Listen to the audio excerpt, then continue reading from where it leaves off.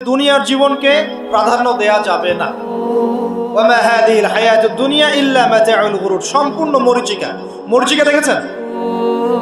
দুনিয়ার জীবন যে কি জিনিস, যারা আল্লাহর পথে পরীক্ষার সম্মুখীন হয়েছে ওরা জানে। মানে কিচ্ছু না, মানে মুহূর্তে আল্লাহ পাক ইহকাল পরকালের ফয়সালা করে ফেলবে। আমরাও বুঝবো, এটা আমরা বুঝবো না এমন নয়। ইয়াং ছেলে রাস্তায় যাচ্ছে, বাইক নিয়ে খুব দাবরানি দিচ্ছে, আছে না? হঠাৎ অ্যাক্সিডেন্ট, ডেড, স্পট ডেড। এটা দুনিয়ার জীবনটা। সারা জীবন দুনিয়ার পিছনে ছুটেছে, শেষ বয়সে হতাশ, কিছুই পেলাম না। পাবে না, কারণ আল্লাহর পথে না চললে শেষ বয়সে গিয়েও কিছু পাবেন না। যন্ত্রণা, হতাশা, গ্লানি ছাড়া। তখন দেখবেন আত্মহত্যা করে শেষ, ডেড। দেখবেন অনেক প্রতাপশালী বাচ্চা বড় বড় লেকচার দিচ্ছে, হঠাৎ রাস্তায় হাঁটতে হাঁটতে ডেড। সারাদিন রাত জেনা করেছে, মদ খেয়েছে, জেনা ছড়িয়েছে সমাজে, নগ্নতা, অশ্লীলতা ছড়িয়েছে, ভাইরাস মহামারী দিয়ে শেষ। দুনিয়ার জীবন কি জীবন! চোখের সামনে অহরহ এগুলো ঘটনা দেখছি আমরা। যাচ্ছে খুব সাদা আহ্লাদ করে, বর বিয়ে করতে যাচ্ছে, কার অ্যাক্সিডেন্ট, শেষ, ডেড। কিছু সাহাবী তো এমনও ছিলেন, বদরের যুদ্ধ করতে এসেছেন, হাতের মধ্যে কিছু খেজুর আছে, খেজুর খাচ্ছেন, খোরমা খেজুর খাচ্ছেন। তখন নবী সাল্লাল্লাহু আলাইহি ওয়াসাল্লাম দাঁড়িয়ে ভাষণ দিচ্ছেন যে ওয়াসাবিকু ইলা মাগফিরাতিম মির রাব্বিকুম ওয়া জান্নাহ। ওই যে আয়াতটা আছে, তোমরা এগিয়ে চলো তোমাদের রবের ক্ষমার দিকে এবং জান্নাতের দিকে। আরদুহা কাআরদিস সামাই ওয়াল আরদ, যার প্রশস্ততা আসমান এবং জমিনের সমান। সাহাবী খেজুর খেতে খেতে খেজুরটা ফেলে দিলেন। আরেকজন সাহাবী জিজ্ঞাসা করলেন যে খেজুরটা ফেলে দিলেন কেন? তিনি বলছেন এই খেজুরগুলো খেতে অনেক সময় লেগে যাবে। নবী সাল্লাল্লাহু আলাইহি ওয়াসাল্লাম এমন কথা বলেছেন, এটা শোনার পরে আমি আর এক সেকেন্ড নষ্ট করতে যাচ্ছি না। খেজুর ফেলে দিয়ে যুদ্ধে ঝাঁপিয়ে পড়লেন, দেন শহীদ হয়ে জান্নাতে চলে গেলেন। তারাও তো মৃত্যুর স্বাদ গ্রহণ করেছেন, তাই না? সুমাইয়া রাদিয়াল্লাহু আনহা, আবু জাহেল তাকে নির্যাতন করছে, তার লজ্জাস্থানে বর্ষা ঢুকিয়ে দিয়ে, চিন্তা করতে পারেন, লজ্জাস্থানে বর্ষা নিক্ষেপ করে হত্যা করলো। সুমাইয়া রাদিয়াল্লাহু আনহা দেখতে কালো বর্ণের, চেহারা সুন্দর নয়, হয়তোবা আপনার মতো সুন্দর নয়, জান্নাতে এখন হাসছে ইনশাআল্লাহ তাআলা। তার স্বামী ইয়াসের, আবু জাহেল তাকে পিটাতে মেরে ফেললো, সে মারা গেল, শহীদ হয়ে গেল। অনেক ওলামায়ে কেরামকে, ইমাম, মুস্তাহিদ, মুহাদ্দিস দেখবেন সারাটা জীবন এত মেহনত করেছেন দ্বীনের জন্য, বিয়ে শাদী করার সময় পান নাই। এমনও আছেন ইমাম এবং মুহাদ্দিস, জীবন তো তাদেরও ছিল। শুধু সাহাবী কেন, তাবেঈদের দিকে তাকান, তাবেঈন তাকান, আমাদের 4 ইমামের দিকে তাকান। আবু হানিফা রাহিমাহুল্লাহ শেষ বয়সে জেলখানায়, কথিত আছে বিষ প্রয়োগে তাকে হত্যা করা হয়েছে। তার টাকার অভাব ছিল না, তিনি কিন্তু আমার মতো হতদরিদ্র ছিলেন না। আল্লাহ পাক তাকে সম্পদও দিয়েছিলেন, সমস্ত সম্পদ বিলিয়ে দিয়েছেন দ্বীনের জন্য। ইমাম শাফিঈ রাহিমাহুল্লাহ, তার দিকে তাকান। আহমদ বিন হাম্বল রাহিমাহুল্লাহ, তার দিকে তাকান। তাকে পিটানো হচ্ছে আর বাগদাদের রাস্তায় ঘোরানো হচ্ছে, কারণ সমাজের মানুষ ফতোয়া দিয়েছে একটা, তিনি ফতোয়া দিয়েছেন আরেকটা। ওই যে হিল্লা প্রথা আর ঠিকা বিবাহ নিয়ে তিনি বলছেন, ইলামু ইয়া আহলা বাগদাদ, হে বাগদাদের মানুষরা জেনে রাখো যে আমি কশ্চিনকালেও এই প্রথাকে জায়েজ করলাম না। তোমরা চিনে রাখো যে আমার নাম আহমদ। জীবন তাদেরও ছিল।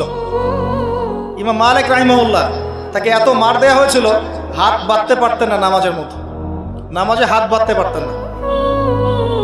সাহাবীদের থেকে নেন, তাবেঈ থেকে নেন, তাবেঈ থেকে নেন, মুস্তাহিদ ইমাম থেকে নেন, দুনিয়ার জীবন তারাও কিন্তু ভোগ করেছেন, আর আমরাও ভোগ করছি।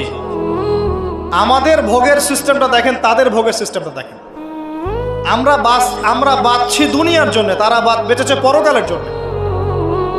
আমরা দুনিয়ায় বাঁচছি দুনিয়ার জন্য, দুনিয়ার একটা চাকরি, একটা ব্যবসা, একটা পরিবার, একটা স্ট্যাটাস, বাড়ি গাড়ি, টাকা কড়ি, সম্পত্তি, এগুলোর জন্যে। কিন্তু তারা বেঁচেছেন আল্লাহর জন্য, পরকালের জন্যে। যে ব্যক্তি দুনিয়ার জন্য দুনিয়া করে, আল্লাহ পাক তাকে ইহকাল পরকাল দুটোই নষ্ট করে দিবেন। যে ব্যক্তি পরকালের জন্য দুনিয়া করবে, আল্লাহ পাক তার দুনিয়া গুছিয়ে দিবেন, আখিরাতও গুছিয়ে দিবেন ইনশাআল্লাহ। প্রথম কথা হচ্ছে এই যে দুনিয়ার জীবনকে প্রাধান্য দেওয়া যাবে না। দুনিয়ার জীবনের প্রতিটা কাজ আপনি একটা উদ্দেশ্যেই করবেন, সেটা হচ্ছে আল্লাহ সন্তুষ্ট। বিয়ে শাদী করেছি কেন? আল্লাহর জন্যে। পরিবার গঠন করেছি কেন? আল্লাহর জন্যে। সন্তান নিয়েছি কেন? আল্লাহর জন্যে। দিন শিখেছি কেন? ইলম শিখেছি কেন? আল্লাহর জন্যে। চাকরি কেন করি? আল্লাহর জন্যে। প্রতিটা কাজ ইবাদত হবে যদি আপনি মুহাম্মদ সাল্লাল্লাহু আলাইহি ওয়াসাল্লামের তরিকা মেনে চলেন। ওয়া মা খালাকতুল জিন্না ওয়াল ইনসা ইল্লা লিয়াবুদুন, শুধুমাত্র ইবাদত করার জন্যই আল্লাহ পাক জিন এবং মানুষ জাতিকে সৃষ্টি করেছেন। আপনাকে আল্লাহ পাক এই হায়াতটা দিয়েছেন। এখন বাকি সময়টা চিন্তা করেন, আগামী 30-40 বছর কিভাবে কাটাতে চান? দুনিয়ার জন্য বাঁচবেন না আল্লাহর জন্য বাঁচবেন? যদি আল্লাহর জন্য বাঁচতে চান, সর্বশেষ হেদায়েত আল কোরআন এবং সর্বশেষ নবী মুহাম্মদ সাল্লাল্লাহু আলাইহি ওয়াসাল্লাম, এর বাইরে কিচ্ছু নাই ভাই। সারা দুনিয়ার মানুষ মিলে যদি বলে যে কোরআন সুন্নাহর মধ্যে আছে সুদ হারাম, কিন্তু সুদ হালাল, হালাল হালাল, কোশ্চিনকালে হালাল হবে না। সারা দুনিয়ার মানুষ একটা মাঠে যদি এসে বলে সুদ হালাল, সুদ ভালো, কোশ্চিনকালে হালাল হয়ে যাবে না, হারামই থেকে যাবে। সারা দুনিয়ার মানুষ যদি বলে পর্দা করার দরকার নাই, এটা সেকেলে সেকেলে সেকেলে, এটা সেকেলে হয়ে যাবে না, এটা ফরজ থেকে যাবে। কিচ্ছু নাই কোরআন সুন্নাহর বাইরে, কিচ্ছু নাই। যা আছে দেখছেন বোগাস, যার কোনো ভিত্তি নাই, মানুষের মন গড়া প্রবৃত্তির অনুসরণ। এখন আপনি যখন কোরআন এবং সুন্নাহর কাছে আসতে চাইবেন, তখন কিন্তু আপনি চতুর্দিক থেকে বাধা পাবেন। এই পথ চলাটা এত সহজ হবে না। হ্যাঁ, কাদের জন্য সহজ হবে? যারা প্রোটেস্ট্যান্ট মুসলিম হবে। কি মুসলিম? প্রোটেস্ট্যান্ট মুসলিম। এটা কেমন? মানে ওটাও ঠিক এটাও ঠিক, সুদ খেলেও হয় না খেলেও হয়, পর্দা করলেও হয় না করলেও হয়, নামাজ পড়লেও হয়, মাঝে মাঝে ছাড়লেও হয়, যাকাত দিলেও হয় না দিলেও হয়। মডারেট প্রোটেস্ট্যান্ট মানে কোরআন সুন্নাহ যা আছে এগুলো খুব কঠিন মনে হয়, এটা মৌলবাদী মৌলবাদী মনে হয়, এগুলো মানলে তো এই যুগে চলা যায় না, এগুলো ওই যুগের জন্যে, এরকম ভার্সনে যারা চিন্তা করবে তাদেরকে কষ্ট পেতে হবে না। তারা দেখবেন কষ্ট না করেই দুনিয়ার জীবন কাটিয়ে দিচ্ছে, ওদের কোনো বাধা বিপত্তি আসবে না। আপনি যখন কোরআন সুন্নাহকে আঁকড়ে থাকবেন, কেমন করে আঁকড়ে থাকবেন? মারির দাঁত দিয়ে কামড়ে থাকবেন, নবীজি বলেছেন। মারির দাঁত দিয়ে কামড়াতে বলেছেন, সামনের দাঁত দিয়ে কামড়ালে ছটকে যাবে, টান দিলে ছিঁড়ে যাবে। মারির দাঁতে কামড় দিলে, টান দিলে সহজে ছিঁড়বে না। এভাবে থাকলে আপনার বাধা আসবে। এখন আপনার সামনে দেখবেন আপনি কিছু ফিতনা এবং কিছু সলিউশন। আপনি নিয়াত করেছেন যে আপনার যে গুনাহগুলো হয়েছে এগুলো থেকে আপনি তওবা করবেন ইনশাআল্লাহ। আগামী দিনগুলো আপনি কোরআন এবং সুন্নাহ অনুসারে চলবেন। এই কথা সাথে একমত আছেন তো? এখন চলতে গিয়ে দেখবেন যে আপনি কিছু স্পষ্ট বিষয় দেখতে পারবেন যেগুলোর সাথে আসলে কোরআন সুন্নাহর খুব একটা মিল পাওয়া যাবে না। আপনি দেখবেন স্পষ্ট শিরক করছে মুসলিমরা, আপনি দেখবেন স্পষ্ট বেদাত করছে, আপনি দেখবেন হারাম খাচ্ছে। মুসলিম যুবকরা মাদক, পর্নোগ্রাফি, জেনা, ফ্রি মিক্সিং, আপনার জুয়া, ক্যাসিনো, এই যে আপনার টিকটক প্রজন্ম, এগুলো নিয়ে ব্যস্ত আছে। আপনি স্পষ্ট দেখবেন মেয়েরা বেহায়ের মতো ঘুরে বেড়াচ্ছে। আপনি স্পষ্ট দেখবেন যে আপনি হালালে থাকলে চাকরি পাচ্ছেন না। আপনি স্পষ্ট দেখবেন পরিবারের লোকজন কথা শোনে না। আপনি এমনও দেখবেন ওলামায়ে কেরামের মাঝে ঐক্য নাই, এমন দেখবেন। আপনি এমনও দেখবেন যে মানুষ দিনকে দুনিয়ার বিনিময়ে বিক্রি করে দিচ্ছে। আর এমন দেখবেন যারা আপনার উপরে আছে তারা দিন সম্পর্কে তেমন কোনো জ্ঞান রাখে না। এমন জটিল পরিস্থিতিতে আপনি কি করবেন তখন? এরপরে আপনি যখন বিশ্বের দিকে তাকাবেন তখন দেখবেন বিশ্বের সমস্ত পরাশক্তিরা ঐক্যবদ্ধ ইসলামের বিরুদ্ধে। বিশ্বের সমস্ত বড় বড় পরাশক্তিরা ঐক্যবদ্ধ ইসলামের বিরুদ্ধে। দেখবেন আপনি ইসলামের কোনো খিলাফা নাই, দেখবেন কোনো ইমাম নাই, কোনো আমির নাই, কোনো জামাআ নাই। দেখবেন আপনি সেই রকম সলফে সালেহিনদের যুগের মতো শৌর্য, বীর্য, ব্যক্তিত্ব, গায়রাত কিছু নেই।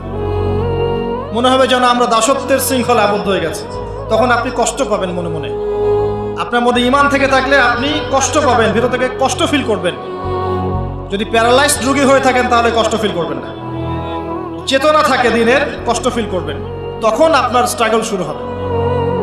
তখন আল্লাহ যদি আপনাকে বুঝ দেন, আল্লাহ দেখবেন আপনি কি করেন। আপনার মেধা দিয়ে আল্লাহ আপনি কি করেন, আপনার অর্থ দিয়ে আপনি কি করেন, আপনার হায়াতটা দিয়ে আপনি কি করেন, আপনার এই যে জনবল দিয়ে আপনি কি করেন, আল্লাহ আপনাকে যা দিয়েছেন তা দিয়ে আপনি দিনের জন্য কি করছেন, আল্লাহ পাক তখন দেখবেন। এই জায়গায় আমি আপনাকে কিছু সলিউশন বলছি। এটা শুধু আপনাকে বলছি তা নয়, আমি নিজেও এটা ফিল করি, লালন করি। আর আমি এমন কিছু বলবো না যা আমি নিজে আপনার জন্য পছন্দ করি না। যেটা আমি নিজের জন্য পছন্দ করি সেটাই আপনাকে বলবো। প্রথম কথা, এখানে আপনাকে গাইডেন্স দিবে আল কোরআন। এরকম সিচুয়েশনে আপনাকে পথ দেখাবে অনলি আল কোরআন। এরপর নবী সাল্লাল্লাহু আলাইহি ওয়াসাল্লামের হাদিস। এখানে আপনার দায়িত্ব আসবে প্রথমত কোরআন পড়া শিখতে হবে। প্রথম কাজটা কি ভাই? কোরআন পড়া শিখতে হবে, তেলাওয়াত শিখতেই হবে, নিয়মিত তেলাওয়াত করতে হবে। একটা দিন যাবেন আপনার জীবনে যে কোরআন তেলাওয়াত আপনি করেন না, ইনশাআল্লাহ। বেশি থেকে বেশি করবেন, বেশি থেকে বেশি। আমার পরামর্শ হচ্ছে দিনে এক পারা করে করার চেষ্টা করুন। এরপর দায়িত্ব চলে আসবে আপনার কোরআন বোঝা। আপনি কিছু অংশ মুখস্থ করবেন, হিফজ করবেন, অর্থটা বোঝার চেষ্টা করবেন, কোরআনের ভাষাটা শেখার চেষ্টা করবেন। এর সব কিছু আপনি বুঝতে পারবেন না, তখন কি করবেন? আলেম ওলামার কাছে যাবেন, তাদের সোহবতে গিয়ে পড়ে থাকবেন। যে বিষয়টা বুঝতে পারছেন না জিজ্ঞাসা করে জেনে নেবেন। ফাসআলু আহলা যিকরি ইন কুনতুম লা তা'লামুন। এরপর কোরআনের আদেশ নিষেধগুলো আপনি মেনে চলবেন, নিজের পরিবারে এবং নিজের অধীনস্থদের মধ্যে। এরপরে আপনি থেমে যাবেন না। কোরআনের দাওয়াত আপনি যতটুকু জানেন এটা মানুষের কাছে প্রচার করবেন। মাদ্রাসা করবেন, মসজিদ আবাদ করবেন, মক্তব চালু করবেন, কোরআনের একটা রেভলিউশন ক্রিয়েট করবেন। কোরআনের জন্যে আপনার জান মাল অর্থ বিলিয়ে দিবেন। ওই একটা ছোট্ট কাজ দেখবেন পরকালে জান্নাতে যাওয়ার ওসিলা হয়ে গেছে ইনশাআল্লাহ। তারপরে আপনি সুন্নতকে পাবেন। ওই সুন্নতের উপরে আপনার 24 ঘন্টাকে সাজাবেন। দিন রাত প্রতিটা আমল আপনি সুন্নাহ অনুযায়ী করার চেষ্টা করবেন। এরপরে গিয়ে আপনার দায়িত্ব আরো বাড়বে। এরপর দায়িত্ব চলে আসবে উম্মাহ কেন্দ্রিক। আপনার তাসকিয়া অর্জন করতে হবে, আত্মশুদ্ধি। আত্মশুদ্ধি অর্জন করতে হলে সবসময় পরকালের ফিকির করতে হয়, মৌতের স্মরণ করতে হয়, বেশি বেশি কোরআন তেলাওয়াত করতে হয়, এতিমের মাথায় হাত বোলাতে হয়, আপনার সাদাকা বেশি বেশি করতে হয়, মাঝে মাঝে রোজা রাখতে হয়। এগুলো করতে থাকলে আল্লাহর জিকির বেশি বেশি করতে হয়, আল্লাহর ধ্যান করতে হয়, আল্লাহকে ডাকতে হয়, দোয়া করতে হয়, আত্মশুদ্ধি অর্জন হবে। একই সাথে আপনার অন্তর থেকে হিংসা, বিদ্বেষ, এই যে গীবত, রিয়া, অহংকার, সমালোচনা, সংস্কৃতি দূর করতে হবে। মনের মধ্যে অহংকার, হিংসা, বিদ্বেষ থাকলে আল্লাহর নূর পাওয়া যাবে না, তখন তাসকিয়া অর্জন হবে না। আল্লাহর নূর না আসলে আপনি খিজির হতে পারবেন না, যে অনেক দূর পর্যন্ত দেখতে পারে। সূরা কাহফের মধ্যে ঘটনা পাবেন। আর এই শেষ জামানায় টিকতে হলে আপনাকে খিজির হতে হবে, দূর পর্যন্ত দেখতে হবে। শোনেন, দূর পর্যন্ত দেখতে না পারলে বর্তমানকে মনে হবে ভবিষ্যৎ। এখন যে ফিতনাময় পরিবেশে বসে আছে এটা বর্তমান, এটা ভবিষ্যৎ নয়। একটা কথা বলেছিলাম বেশ কয়েক বছর আগে যে আপনার এমন একটা সময় আসতে যাচ্ছে যখন ক্যাশলেস সোসাইটি থাকবে, মানে কাগজের টাকাটাও থাকবে না। অনেক দিন আগের কথা। তখন কিছু মানুষ আমাকে বলেছিল, পরামর্শ দিয়েছিল এবং শুভাকাঙ্ক্ষী আর কি আমার। আর দিন দিন আমার শুভাকাঙ্ক্ষী বাড়ছেই আলহামদুলিল্লাহ, যে ভবিষ্যৎ বক্তা, তুমি হচ্ছে ভবিষ্যৎ বক্তা। তা আমি বলেছিলাম যে আমি যেটা বলেছি এটা ভবিষ্যৎ না, এটা বর্তমান। বর্তমান সম্পর্কে আপনার খবর নাই বলে বর্তমানকে আপনার ভবিষ্যৎ মনে হচ্ছে। এখন যা দেখছেন এগুলো বর্তমান, এগুলো ভবিষ্যৎ না। খুব অল্প সময়ের মধ্যে এই পরিস্থিতিগুলো দেখবেন পরিবর্তন হয়ে গেছে। আসেন, যখন ব্যক্তিকেন্দ্রিক কাজ শেষ হয়ে যাবে তখন আপনাকে উম্মাহ কেন্দ্রিক চিন্তা করতে হবে। তাসকিয়া অর্জন করে উলামায়ে কেরামের মাঝে ঐক্যের চেষ্টা করতে হবে। ঐক্যটা হবে মন থেকে। মন থেকে সবাইকে ভাই মনে করলে পরে ঐক্য হবে। যদি মন থেকে সবাইকে নিজের ভাই মনে করতে না পারি, মুসলিম ভাই মনে করতে না পারি, ঐক্য হবে না। যদি আমি মনে করি আমি জান্নাতের ডিলার, তোমার লিজ লাগলে আসো নিয়ে যাও, ঐক্য কখনো হবে না। অনলাইনে যাবেন দেখবেন সারা দিন কাদা ছড়াছড়ি। আর এমন এমন বিষয়গুলোকে নিয়ে আমরা কাদা ছড়াছড়ি করছি যেগুলো নিয়ে কথা না বললেও পরকালে কিছু যায় আসবে না ইনশাআল্লাহ। এমন এমন ইস্যু নিয়ে আমরা কাদা ছড়াছড়ি করি যেগুলো নিয়ে কথা না বললেও আমার জান্নাত জাহান্নামের ফয়সালা হবে না ইনশাআল্লাহ। এগুলো ওই বিষয় নয়, মৌলিক বিষয় নয়। আর আমরা যখন এগুলো নিয়ে ব্যস্ত থাকি, ইসলামের শত্রুরা দেখবেন ইসলামকে দমন করার আরো 10 ধাপ এগিয়ে যায়।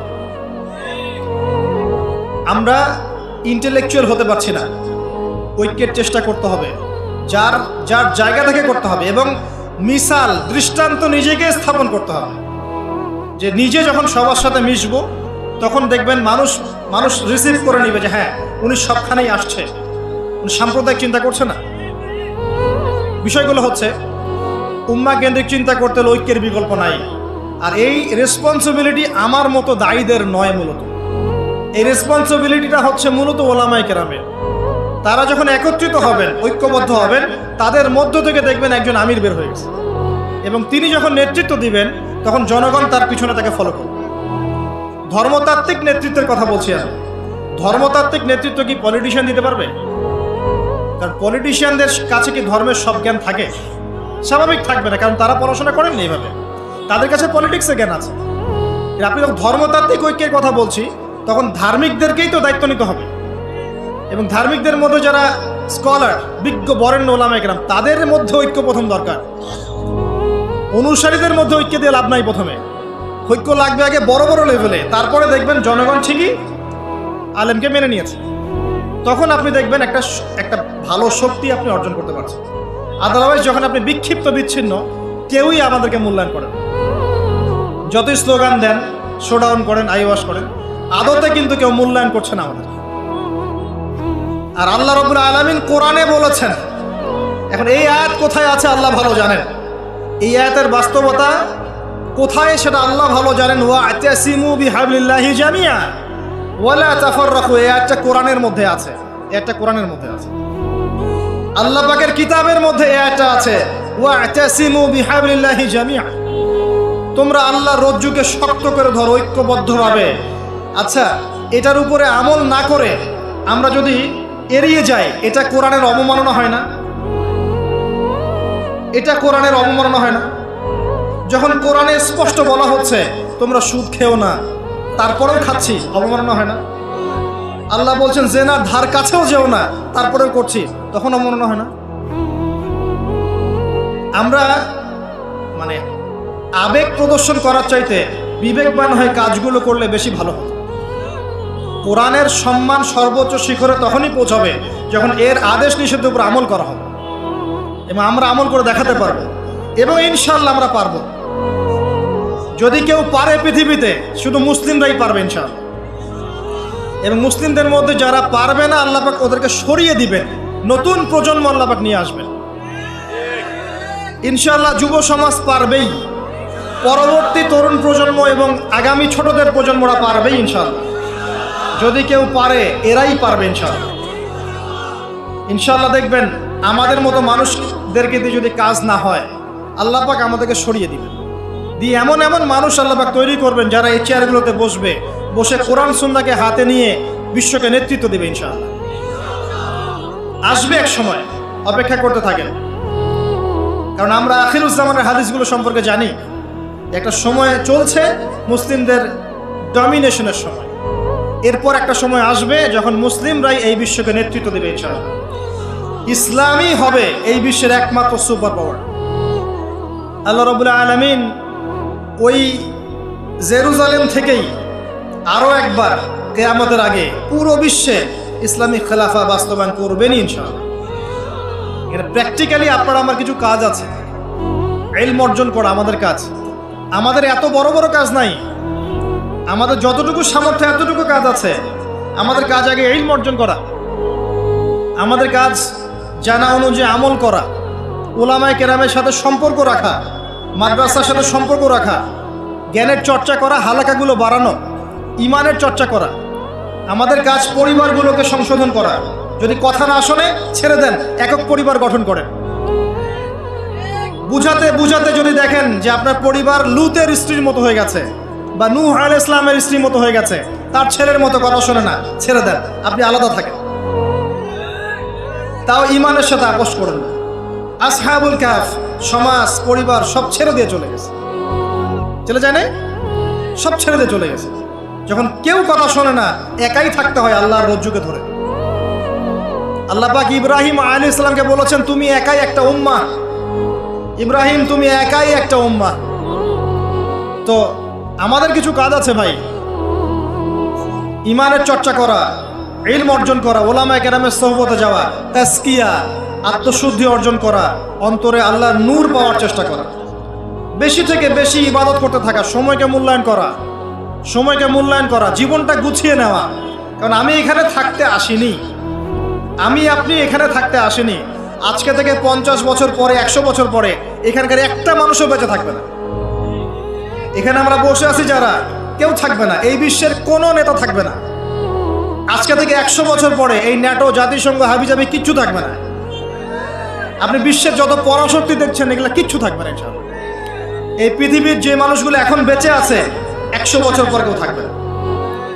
এখন মনে হচ্ছে এরাই সব, এগুলো সব না। 100 বছর, জাস্ট 100 বছর। আরে কিয়ামতের মাঠই তো হবে 50,000 বছর। কিয়ামতের মাঠ কত বছর? এই তুলনায় 100 বছর কিছু সময়? আল্লাহর কাছে 100 বছর কোনো সময় না।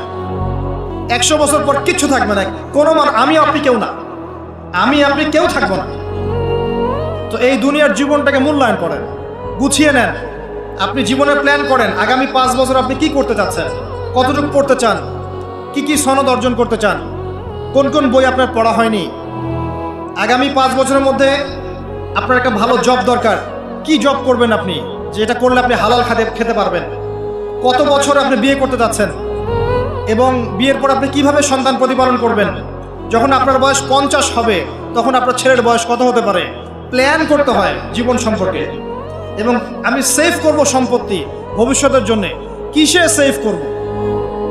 আমি এমন সম্পত্তি যদি সেভ করি, জমাই, যেটার মূল্য সামনে গিয়ে কমে যাবে, তাহলে আমি ঠকবো। যদি আমি এমন সম্পত্তিতে সেভ করি যেগুলোর মূল্য বাড়বে, আমি জিতবো। জীবনকে নিয়ে প্ল্যান করতে হয়। এবং এই সময়টুকুতে আমি দিনের জন্য কি করতে চাই, দিনের জন্য আমি কতটুকু করতে চাই। আমার দ্বারা কি একটা মসজিদ করা সম্ভব না? আমার দ্বারা কি একটা মাদ্রাসা করা সম্ভব না? আমি কি একটা এতিম প্রকল্প করতে পারি না? আমি কি একটা বিধবাদের প্রজেক্ট করতে পারি না? আমি কি একটা মা বোনদেরকে নিয়ে সেলাই মেশিনের কোনো প্রজেক্ট করতে পারি না? আমি কি মানব সেবামূলক কিছু কাজ করতে পারি না? ছোট্ট একটা সামাজিক সংগঠন করতে পারি না? কিছু একটা তো করতে পারি আমি। আল্লাহ পাক কি আমাকে কোনো প্রতিভা দেন নাই? আল্লাহ পাক কি আমাদেরকে কোনো প্রতিভা দেন নাই? একজন আলেম হয়ে আমি কি 100-200 ছাত্র বের করতে পারি না? একটা বড় এমন একটা প্রতিষ্ঠান কি করতে পারি না যেখান থেকে বছরে বছরে মাশাআল্লাহ বিশ্ব বরেণ্য আলেমরা বের হবে? পারি না? কিছু তো পারি। আল্লাহ পাক কিছু তো শক্তি আমাকে দিয়েছেন। আল্লাহ পাক তো বলেননি আমাকে এখন অস্ত্র নিয়ে নামো মাঠে, বলেছেন? আমার তো পরিবেশই নাই। বাংলাদেশের মানুষ 90% মুসলিম বলছি আমরা, দেখবেন 80% নামাজ পড়ে না, দেখবেন 80% কোরআন পড়তে জানে না, যাকাত দেয় না, পর্দা করছে না, যুব সমাজের জীবনের উদ্দেশ্য ঠিক নাই, সারা দিন রাত অপসংস্কৃতি নিয়ে পড়ে আছে। এখন বেসিক কাজগুলো না করে কি আপনি বড় রেজাল্ট পাবেন? কখনো না। এই বেসিক কাজগুলো আমরা করতে পারি। এবং সবচেয়ে বড় একটা কাজ হচ্ছে আমাদের জায়গা থেকে উম্মার মাঝে ফাটল সৃষ্টি না করে ইউনাইটেড করার চেষ্টা করা যায়। আর আমাদের পরবর্তী প্রজন্ম, স্পেশালি এই তরুণদের প্রজন্ম, তরুণীদের আর আমাদের পরের ছেলে মেয়ে যারা আসবে, সোনামণি, এদেরকে আপনি আগামী বিশ্বের জন্য তৈরি করেন। এটা বড় চ্যালেঞ্জ। বড় বড় আলেম তৈরি করেন। দেখেন দিন দিন আলেমদের সংখ্যা কমে যাচ্ছে। আমার মতো নগণ্য মানুষকে যখন এই চেয়ারে বসে কথা বলতে হয়, তখন তো আমি বুঝতে পারছি যে আলেমের সংখ্যার আজকে কি অবস্থা। আমি তো আলেম নই, কথা বলতে হচ্ছে। কিছু মানুষ আমার কথা শুনছে, তার মানে বুঝতে পারছি আলেমদের সংখ্যা কত কম। বড় বড় ওয়ার্ল্ড রিনাউন্ড আলেম তৈরি করতে হবে। ইমাম বুখারীর মতো, আবু হানিফা রাহিমাহুল্লাহর মতো, আহমদ বিন হাম্বলের মতো কে তৈরি করবে? এটা কি আমার পক্ষে করা সম্ভব? একার পক্ষে করা সম্ভব? নিঃসন্দেহে একটা কমিউনিটি দরকার। সবার মাঝে দিনের ফিকির তৈরি করতে হবে যে আমার সবচেয়ে ইম্পর্টেন্ট জিনিস এই পৃথিবীতে আমার দিন, আল্লাহর দিন। এর চেয়ে ইম্পর্টেন্ট কিছু নাই আমার জন্য। সব কিছু পরে, দিন আগে। দিনকে এগিয়ে নিতে হবে, আমাকে চ্যালেঞ্জ গ্রহণ করতে হবে। এরকম চিন্তা ফিকির লালন করলে পরেই তো রেজাল্ট আসবে, নাহলে তো আসবে না। দেখেন, আমরা আমাদের মতো মানুষ যারা আছে, এরা একটা জাতিকে নেতৃত্ব দিতে পারবে না। প্রবলেমসগুলো ধরিয়ে দিতে পারে হয়তো, সর্বোচ্চ সলিউশনে কিছু পথ বলতে পারে। বাস্তবতা হচ্ছে এই যে কাজগুলো জনগণকেই করতে হবে। আর এই যে একদিন আসলাম, একটা কথা বললাম, চলে গেলাম, আদতে কোনো ফলাফল নাই। একদিন আসলাম, একটা মাহফিল করলাম, যেভাবে আসছি এভাবে চলে গেলাম, আদতে কোনো ফলাফল হবে না। যদি হ্যাঁ এই কথাগুলো মানুষের মনের মধ্যে গেঁথে যায় এবং আগামীর পৃথিবীর জন্য তারা প্রস্তুতি গ্রহণ করতে পারে, তখন গিয়ে কথা বলবে। আসুন, আইওয়াশ, শোডাউন এবং আবেগী জাতি না হয়ে আমরা বিবেক দিয়ে চিন্তা করি, উম্মার অবস্থা চিন্তা করি, বৈশ্বিক অবস্থা চিন্তা করি, ভাবি। বারবার একটা কথা বলি আমি, একটা দেশের মধ্যে সরকার, প্রশাসন, জনগণ, আলেম ওলামা, যুবক শ্রেণী, মহিলারা, শিশুরা, এরা সবাই একটা দেহের মতো, একটা বডির মতো। এরা সবাই একে অপরের পরিপূরক, একে অপরের ভাই, সবাই মুসলিম। এখানে কেউ কারো শত্রু না। আমরা যদি একে অপরকে শত্রু মনে করে ভুল করব, তখন আমাদের শত্রুরা সুযোগ পেয়ে যাবে। আমরা সবাই একে অপরের পরিপূরক, সবাইকে নিয়ে, দেশকে নিয়ে, জাতিকে নিয়ে, উম্মাকে নিয়ে এগোতে হবে। আল্লাহ পাক আমাদের যুব সমাজকে বোঝার তৌফিক দান করুন, আমিন।